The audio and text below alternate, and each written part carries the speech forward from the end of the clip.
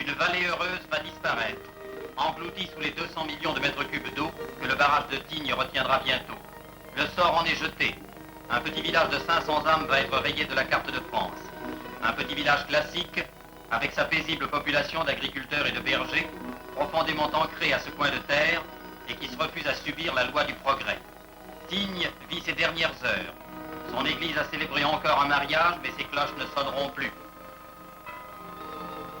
Sous leur double linceul de terre et de neige, les morts seuls restent impassibles, car un vent de révolte a soufflé sur le village qui ne veut pas mourir. À maintes reprises, devant leur mairie, les Tignards ont proclamé leur résistance, refusant d'évacuer les archives. Et les dernières élections municipales ont encore excité les passions. Si quelques habitants ont accepté d'évacuer le village avant la mise en eau, les irréductibles se disent résolus à demeurer jusqu'au bout dans leur maison. Mais que peut une poignée d'hommes contre le progrès? Tignes s'apprête à subir le sort de la légendaire ville 10, derrière son barrage, inhumain mais nécessaire.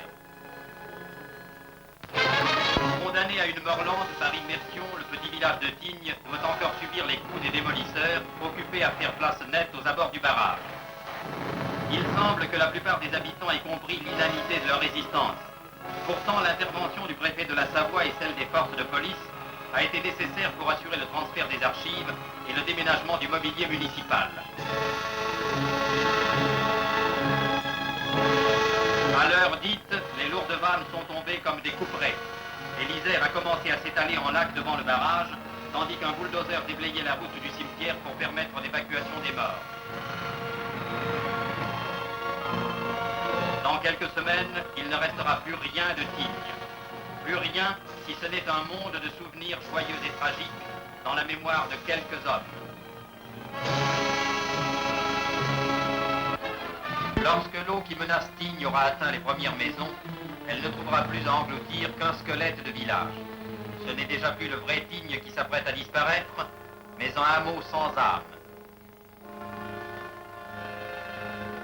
L'exode des animaux a lui aussi commencé, égrenant dans la vallée les échos de la dernière pastorale.